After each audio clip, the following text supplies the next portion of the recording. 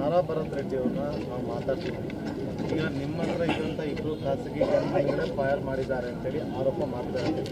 ಅದಕ್ಕೆ ಅವ್ರು ಹೇಳಿದ್ರು BJPಯವರು ಜನಾರ್ದನ್ ರೆಡ್ಡಿ ಅವರು ಸುಳ್ಳು ಹೇಳ್ತಾವೆ, ನನಗೆ ಸರ್ಕಾರದ ಗನ್ಮನ್ಗಳಿದ್ರೆ ನನ್ನ ಹತ್ರ ಖಾಸಗಿ ಗನ್ಮನ್ಗಳಿಲ್ಲ. ವಿಷಯ ನಾನು ಹೇಳ್ತಿರೋದು ಸತೀಶ್ ರೆಡ್ಡಿಗೆ ಇಟ್ಟಿರುವಂಥ ಗನ್ಮ್ಯಾನ್ಗಳಂತೇಳಿ ಹೇಳ್ತಾ ಇದ್ದೀವಿ. ಆದರೆ ನಾವು ಬೇರೆ ವಿಚಾರನ ಮಾತಾಡ್ತಾ ಇದ್ದೀವಿ, ಅರ್ಥ ಆಯ್ತು.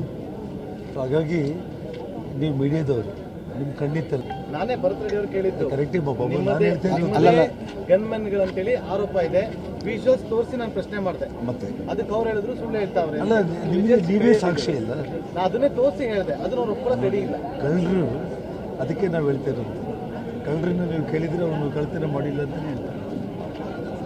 ಕಳ್ಳ ನಾನೇನು ಕಳ್ತನ ಮಾಡಿದ್ದೀನಿ ಅಂತ ಹೇಳ್ತಾರೆ.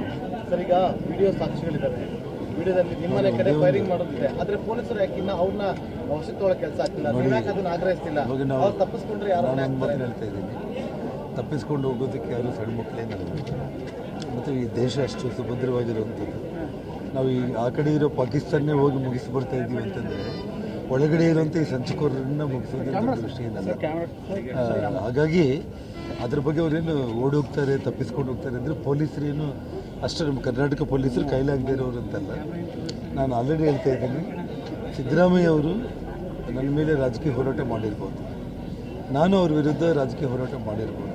ಆದರೆ ಇಂಥ ಒಂದು ಕ್ರಿಮಿನಲ್ ಕೆಲಸಗಳನ್ನು ಪ್ರೋತ್ಸಾಹ ಮಾಡೋ ವ್ಯಕ್ತಿ ಅವರಲ್ಲ ಅನ್ನೋದು ನನಗೆ ಗೊತ್ತಿದೆ. ಅವ್ರಿಗೆ ಆ ಇತಿಹಾಸನೇ ಇಲ್ಲ. ಆದರೆ ಇವತ್ತು ನಾರಾ ಭರತ್ ರೆಡ್ಡಿ ಅವ್ರ ತಂದೆ ನಾರಾ ಸೂರ್ಯನಾರಾಯಣ ರೆಡ್ಡಿ ಅವರು 2004ರಲ್ಲಿ ನಕ್ಸಲೈಟ್ಗಳನ್ನು ಇಲ್ಲಿ ಬಂದು ಕೂಡಿ ಹಾಕಿ ಕೋಟ್ಯಾಂತರ ಬೆಲೆ ಮಾಡುವಂಥ AK-47 ಸಮೇತ ವೆಪನ್ಗಳನ್ನು ಪಂಕಜ್ ಕುಮಾರ್ ಠಾಕೂರ್ SP ಸೀಸ್ ಮಾಡಿ ಮಾಧ್ಯಮಗಳ ಮುಂದೆ ಡಿಸ್ಪ್ಲೇ ಮಾಡಿದ್ದು ಅದು ನಾರಾಯಣ ರೆಡ್ಡಿ ಅವರ ಬೆಂಬಲಿಗರನ್ನುವಂಥ ಇತಿಹಾಸ ಇಡೀ ಬಳ್ಳಾರಿ ಪತ್ರಕರ್ತರಿಗೆ ಗೊತ್ತಿರುವಂಥ ಅದು ಅವರ ಹಿನ್ನೆಲೆ.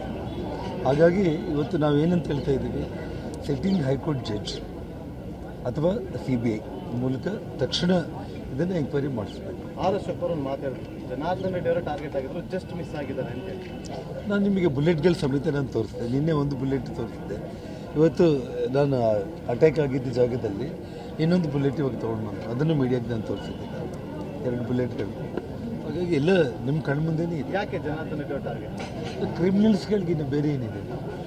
ದೇಶದ ಪ್ರಧಾನಮಂತ್ರಿಗಳನ್ನೇ ಟಾರ್ಗೆಟ್ ಮಾಡ್ತಾ ಇರುತ್ತಾರೆ ಕ್ರಿಮಿನಲ್ಗಳು. ನನ್ನಂಥವ್ರದ್ದು ಯಾವ ಲೆಕ್ಕ ಅವ್ರಿಗೆ?